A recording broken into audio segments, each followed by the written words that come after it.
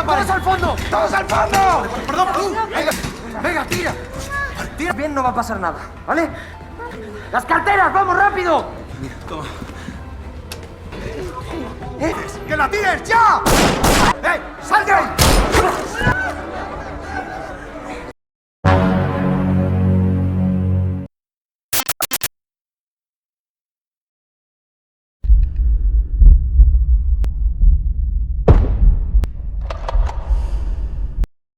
Film dibuka dengan memperkenalkan seorang polisi bernama Pablo yang sedang latihan menembak dari jarak jauh.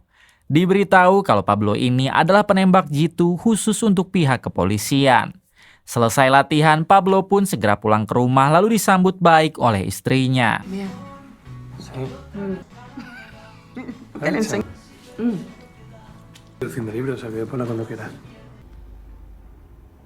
Kemudian Pablo masuk ke kamar untuk melihat kondisi putranya yang ternyata sedang sakit parah. Diberitahu kalau putra Pablo ini menderita gagal jantung. Jadi ia harus cepatnya melakukan transplantasi jantung namun belum ada pendonornya. Malam harinya ketika Pablo sudah tidur, sang istri pun mengecek dulu putranya di kamar.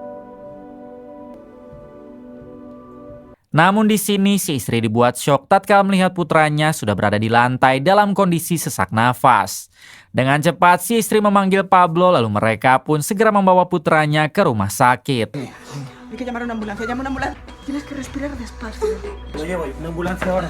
¿Estás seguro? Tranquilo. Cariño, dos. Di tengah perjalanan si istri hanya bisa menangis karena ia takut putranya tidak terselamatkan. Sambil menyetir sebisa mungkin Pablo berusaha menenangkan istrinya tersebut. Hola, escucha atentamente, dígale a la doctora. Setibanya di rumah sakit, putra Pablo langsung dibawa ke ruang ICU untuk ditangani. Sedangkan Pablo dan istrinya menunggu di luar dengan penuh kecemasan. Tak berselang lama datanglah sang dokter yang memberitahu kalau putra Pablo sudah pulih kembali. Namun dia harus segera mendapat transplantasi jantung dalam minggu ini. Karena jika tidak akan berakibat fatal. Mendengar hal tersebut, Pablo dan istrinya pun hanya bisa menangis sambil berdoa kepada Tuhan semoga secepatnya ada pendonor. ¿Vas a cenar? No tengo hambre. Cógelo. No. Estoy cansada.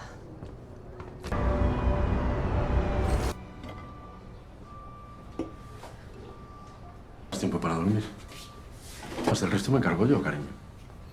Adegan berpindah kepada seorang ayah bernama Sergio yang kala itu sedang sarapan pagi dengan anak istrinya. Ternyata saat ini istri Sergio sedang pundung karena Sergio terlalu banyak menghabiskan uang di meja judi. Kemudian si istri meminta Sergio agar menjaga dua anak mereka, karena sekarang dirinya akan pergi keluar untuk menenangkan diri. Setelah istrinya pergi, Sergio dihubungi oleh rekannya yang mengajak Sergio pergi ke kasino. Awalnya Sergio menolak sebab ia tak ingin ribut lagi dengan istrinya. Si rekan pun memberitahu kalau sekarang ada pertandingan bola Liga Perancis dan skornya sudah diatur. Jadi jika Sergio ikut taruhan di kasino sudah pasti akan menang banyak. Tergiur dengan hal tersebut, Sergio pun akan pergi ke kasino sebentar lagi.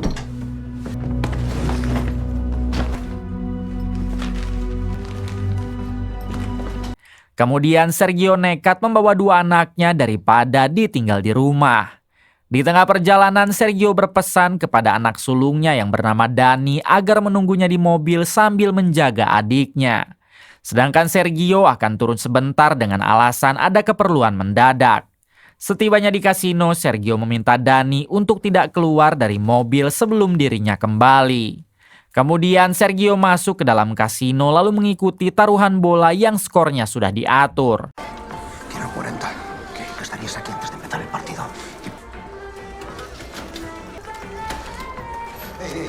Tak berselang lama, Dani dan adiknya malah masuk ke dalam kasino, yang membuat Sergio menjadi malu. Akhirnya mau tak mau Sergio meminta Dani dan si adik menunggu di kursi, sementara dirinya akan menunggu pertandingan bola selesai. Tanpa Sergio sadari, Dani mengirim pesan kepada ibunya untuk memberitahu kalau mereka sedang berada di kasino. Alhasil ketika Sergio asik merayakan gol, tiba-tiba ia dikagetkan dengan kedatangan istrinya. Terjadilah percecokan di depan umum sampai membuat Sergio malu berat. Sergio pun berusaha menenangkan istrinya sambil mengatakan kalau saat ini dirinya akan menang banyak. Akan tetapi si istri tak peduli lalu meminta Sergio untuk tidak pulang ke rumah. Kemudian si istri membawa Dani beserta anak bungsunya keluar dari sana. Namun saat membuka pintu keluar, tiba-tiba datanglah 2 orang perampok yang langsung menodongkan senjata. Pada akhirnya 2 perampok itu menyandra semua orang yang ada di dalam kasino, termasuk istri Sergio dan kedua anaknya. Venga, tira. Tira bien, no va a pasar nada, ¿vale? Las carteras, vamos rápido. Di waktu yang sama, si penjaga bar sempat menekan alarm darurat yang otomatis terhubung langsung ke kantor polisi. Jadi dipastikan sebentar lagi polisi akan segera datang ke sana. Menyadari hal tersebut, si ketua perampok yang bernama Sawik meminta manajer kasino agar menyerahkan semua uang sebelum polisi datang. Akan tetapi si manajer menolak hingga Sawik langsung menghabisinya. No me toques. ¿Qué cojones has hecho, tío? Dengan penuh amarah, Sawik nekat membuka topeng lalu memperingati semua orang agar jangan ada yang melawan jika tak ingin bernasib sama seperti si manajer. Rekan Sawik sempat memperingatinya agar sebaiknya mereka pergi. Namun karena sudah terlanjur, Sawik menolak sebelum mendapatkan semua uangnya. Tak lama datanglah 2 polisi dan terjadilah aksi baku tembak. ¡Hey! ¡Sal de ahí! ¡Cierra la puta puerta! ¡Vamos! Dalam insiden tersebut, rekan Sawik dan 1 polisi harus tewas. Sementara polisi satunya lagi berhasil keluar lalu memanggil pasukan. Sawik yang sadar kalau di luar pasti sudah banyak polisi, ia pun memilih untuk stay di sana sambil memanfaatkan semua orang sebagai sandera. Di sisi lain memperlihatkan Pablo sang sniper polisi yang masih berada di rumah sakit bersama dengan istrinya. Terlihat saat ini mereka sudah berada di ruangan putranya dirawat yang masih berbaring lemas. Di waktu yang sama, Pablo dihubungi oleh atasannya yang meminta Pablo merapat karena di kasino sedang ada perampokan. Di sini Pablo sempat menolak karena ia tak tega meninggalkan putranya dalam kondisi seperti itu. Akan tetapi si atasan tetap memaksa karena perampok di sana telah menyandra banyak orang, bahkan ada 2 anak kecil. Si istri yang mendengar percakapan itu, ia pun meminta Pablo agar berangkat saja karena sepertinya di sana lebih membutuhkan Pablo. Si istri juga meminta agar Pablo jangan mengkhawatirkan putranya. Sebab jika Pablo stay di rumah sakit pun itu tak akan merubah keadaan putranya sebelum mendapat donor jantung. Mendengar hal tersebut dengan berat hati, akhirnya Pablo izin pergi dan ia berjanji akan segera kembali. Llega en 10 minutos, avisa a Costa, por favor.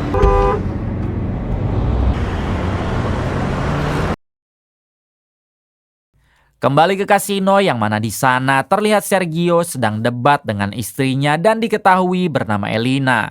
Elina dibuat tambah murka kepada Sergio karena menurutnya jika Sergio tak pergi mengajak 2 anaknya ke tempat itu, maka mereka tak akan dijadikan sandera oleh perampok. ¡Quieto! ¡No, por favor! ¡Abre las máquinas! ¡Abras las putas máquinas, hostia! Di waktu yang sama, Sawik si perampok meminta semua kaum laki-laki agar membantu dirinya, yaitu mencongkel mesin judi.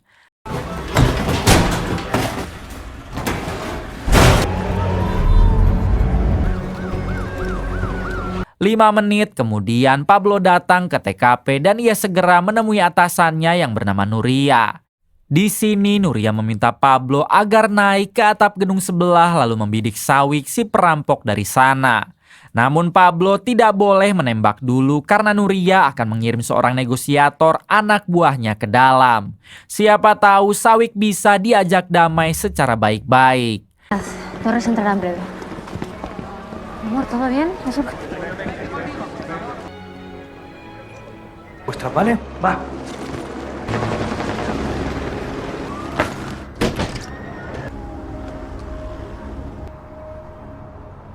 En posición. Águila 3, en posición. Águila 1. Aquí Águila 1, dame 2 minutos. ¿Estás? Billetes.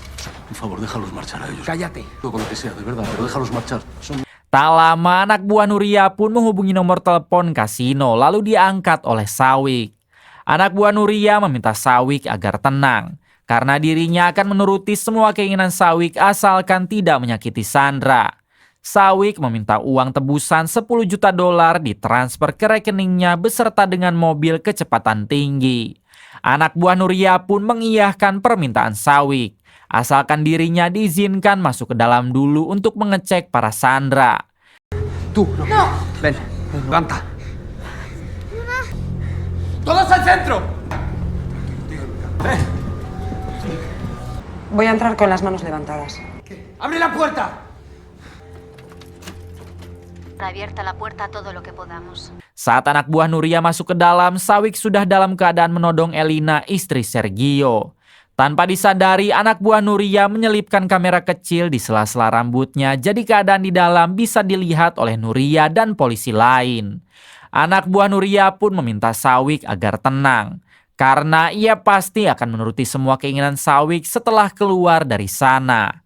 Lalu anak buah Nuria sempat meminta 2 anak kecil yaitu Dani dan adiknya dibebaskan duluan, karena mereka masih di bawah umur. Akan tetapi Sawik menolak lalu meminta anak buah Nuria agar menuruti semua permintaannya dulu. Pada akhirnya anak buah Nuria keluar dari kasino lalu ia membahas lagi strategi dengan Nuria dan yang lain. Vale. Dile a la puta niña que se calle. Tranquila. Mamá. Mamá, ven. Tranquilo. Lo va a tranquilizar. Lau, mira a Peluche. Peluche está... Ven conmigo. Hazlo fuerte. Eso. Selang beberapa saat, Nuria memerintah Pablo si sniper untuk melakukan penembakan terhadap Sawik karena dia sudah tidak bisa diajak bicara secara baik-baik. Dengan cepat Pablo berusaha mencari celah karena kasino tersebut tidak memiliki jendela bening. Tak lama Pablo mendapatkan celah dengan mengandalkan bekas lubang peluru yang ada di pintu kasino. Namun tentunya itu sangat beresiko. Karena jika sampai tembakan Pablo meleset, semua Sandra pasti dihabisi. Akhirnya Pablo tak bisa langsung gegabah. Dan ia harus menunggu Sawik berada sejajar dengan lubang peluru itu dulu.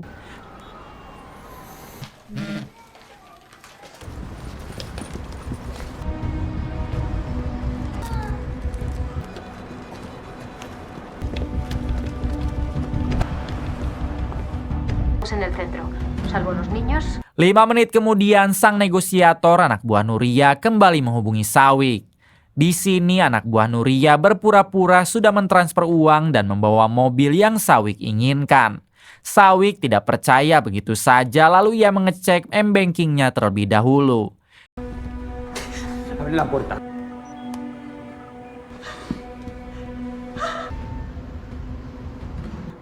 Águila 1, ¿tienes algo?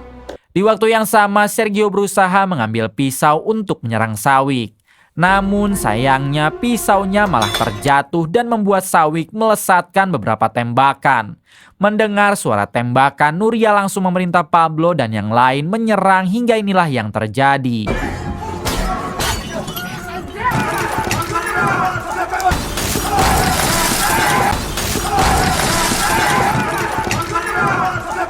Dalam insiden tersebut, Sawik memang berhasil dilumpuhkan.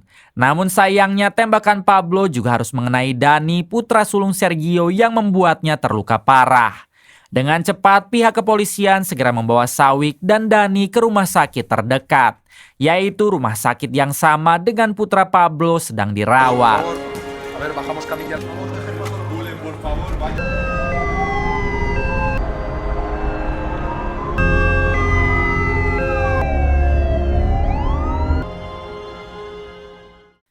Setibanya di rumah sakit, Dani beserta Sawik segera ditangani oleh dokter. Sementara untuk Pablo, ia terlihat sangat merasa bersalah karena tembakannya mengenai Dani juga. Nuria berusaha menenangkan Pablo dengan mengatakan kalau ini hanyalah kecelakaan saat bekerja. Namun tetap saja Pablo tidak bisa tenang. Apalagi jika sampai terjadi sesuatu kepada Dani.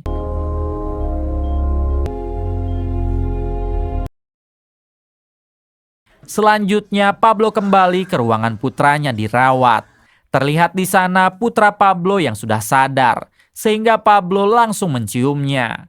Kemudian Pablo mengajak istrinya untuk mengobrol di luar. Salimos un momento.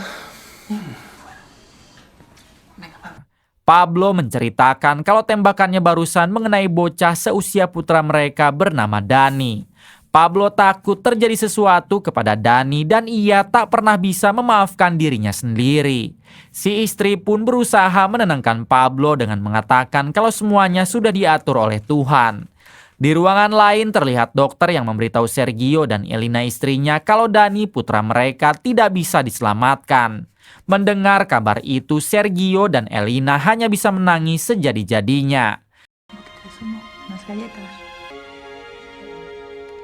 Tak berselang lama, sang dokter menjelaskan kalau di rumah sakit ini ada pasien seusia Dani yang membutuhkan donor jantung. Sang dokter meminta izin bagaimana kalau jantung Dani didonorkan kepada pasien tersebut.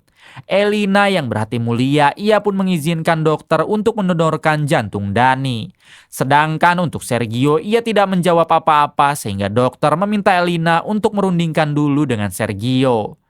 Sang dokter akan kembali dalam waktu 30 menit sambil membawa berkas-berkas yang harus mereka tanda tangani. Setelah dokter pergi, Sergio pun keluar dari ruangan dan ternyata ia mendatangi ruangan Sawik si perampok.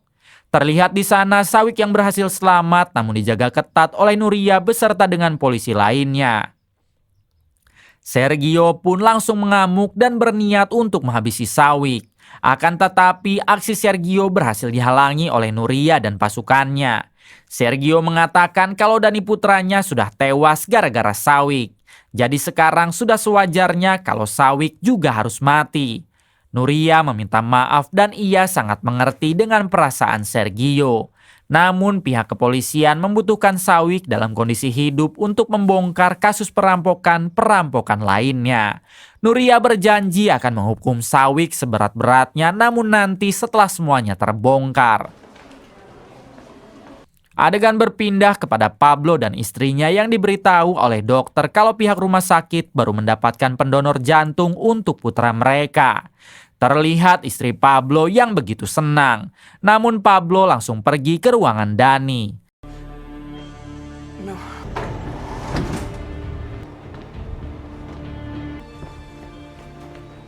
Setibanya di sana, Pablo hanya bisa menangis tatkala melihat Dani sudah tewas. Ditambah jantungnya akan didonorkan kepada putranya. Ketika Pablo hendak berjalan keluar, ia berpapasan dengan Sergio. Hijo, no lo toca ni Dios hasta que se aclare quién cojones. Tentu saja itu membuat Sergio curiga lalu mengikuti Pablo yang duduk di bawah tangga. Di sini Sergio bertanya kenapa Pablo melihat jasad Dani sambil menangis. Apakah ada kaitannya dengan kematian Dani? Pablo pun meminta maaf lalu mengatakan kalau sebenarnya dialah orang yang menembak Dani. Namun Pablo bersumpah kalau itu murni kecelakaan sebab Dani berada sejajar dengan Sawik.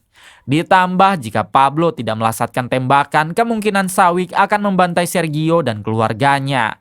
Karena pada saat itu Sawik sedang mengincar Sergio yang berniat untuk menyerang. Pablo lanjut menjelaskan kalau anak yang akan menerima donor jantung dari Dani adalah putra Pablo sendiri karena dia sedang mengalami sakit parah. Oleh sebab itulah Pablo menangis karena ia tak tahu harus berbuat apa demi menebus rasa bersalahnya. Mendengar penjelasan itu, untungnya Sergio mengerti lalu mengatakan kalau ia akan menyetujui donor jantung asalkan dengan satu syarat, yaitu Pablo harus menghabisi Sawik sekarang juga. Jika Pablo menolak, maka Sergio tak akan pernah menandatangani berkas donor jantung Dani. Tak ada pilihan lain, akhirnya Pablo setuju lalu Sergio memberinya waktu 1 jam. Jefa, está aquí Pablo Neira. Espera un momento. ¿Qué tal? Es el posible donante. Si hubiese disparado, ese niño no se hubiese muerto. Como tú.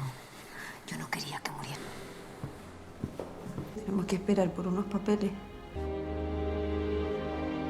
Selang beberapa saat, Pablo pergi ke mobil untuk mengambil senjata.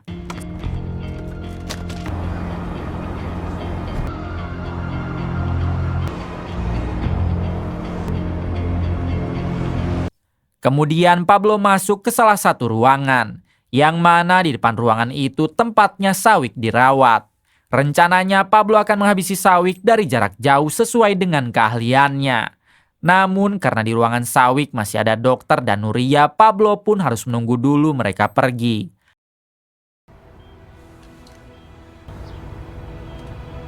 Selanjutnya, Pablo bertemu dengan Sergio di tempat ibadah yang ada di rumah sakit tersebut. Di sini Pablo mengatakan kalau ia belum bisa menghabisi Sawyk karena di ruangannya masih ada Nuria. Pablo meminta Sergio agar menandatangani saja dulu berkas donor jantung Dani, karena ia pasti akan menuruti apa yang Sergio minta. Sergio bertanya memang dengan cara apakah Pablo akan menghabisi Sawyk. Pablo menjelaskan kalau ia akan menghabisi Sawyk dengan cara menembaknya dari jarak jauh, tepatnya di ruangan seberang tempat Sawyk dirawat. Sergio berjanji akan segera menandatangani berkas donornya, namun Sergio ingin ikut bersama Pablo karena dirinya mau menyaksikan kematian Sawyk secara langsung. Alhasil Pablo dan Sergio pun janjian bertemu di ruangan nomor 507, yaitu ruangan yang akan menjadi tempat mengeksekusi Sawyk. Di balik itu memperlihatkan Nuria dan polisi lain berencana akan memindahkan Sawyk ke rumah sakit yang ada di penjara.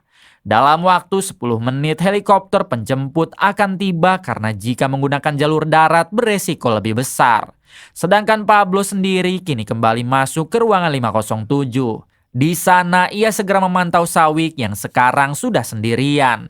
Dengan cepat Pablo mengeluarkan senjata, namun saat akan menembak, dokter malah datang ke ruangan Sawyk dan membuat Pablo harus menunggu dulu dokter itu pergi. Tak lama Sergio masuk ke ruangan itu lalu bertanya kenapa Pablo belum menembak Sawyk.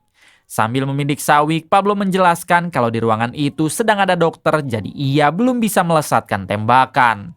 Melihat Sawyk yang akan dipindahkan, Sergio memaksa Pablo agar cepat menembaknya. Akan tetapi Pablo tidak bisa karena ia takut tembakannya salah sasaran lagi. Alhasil Sergio menjadi murka, lalu menghajar Pablo dengan pot sampai membuatnya pingsan. Kemudian Sergio merebut senjata Pablo dan mengarahkannya kepada Sawyk. Sayang sekali Sawyk sudah dibawa keluar dari ruangan sehingga Sergio langsung mengejarnya. Dengan memakai baju perawat, Sergio terus membuntuti Sawyk yang dibawa menuju helikopter di atap gedung oleh Nuria dan polisi lain.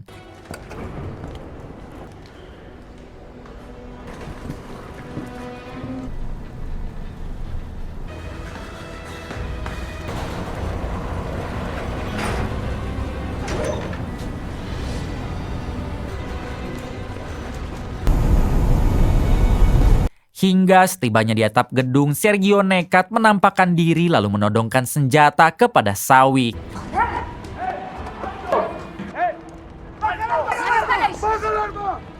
Sontak para polisi lain balik menodong Sergio lalu Nuria berusaha menenangkannya. Di sini Nuria mengatakan kalau Sergio jangan egois dan harus memikirkan Elina istrinya beserta si anak bungsu. Jika sampai Sergio menembak Sawyk, maka Elina dan si anak bungsu tidak hanya kehilangan Dani, melainkan kehilangan Sergio juga. Pada akhirnya Sergio hanya bisa menangis lalu diamankan oleh para polisi.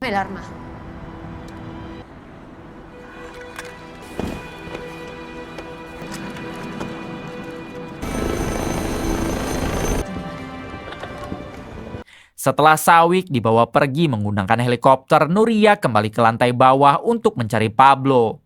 Beberapa menit kemudian Nuria bertemu dengan Pablo yang baru sadar dari pingsannya. Di sini Nuria memberikan ponsel Pablo karena banyak sekali panggilan masuk dan pesan dari istrinya. Saat pesan itu dibuka, si istri mengabarkan kalau putra Pablo sedang melakukan operasi donor jantung dari Dani. Jelas itu membuat Pablo sangat bahagia dan artinya Sergio memang telah menandatangani berkas donor jantungnya Dani.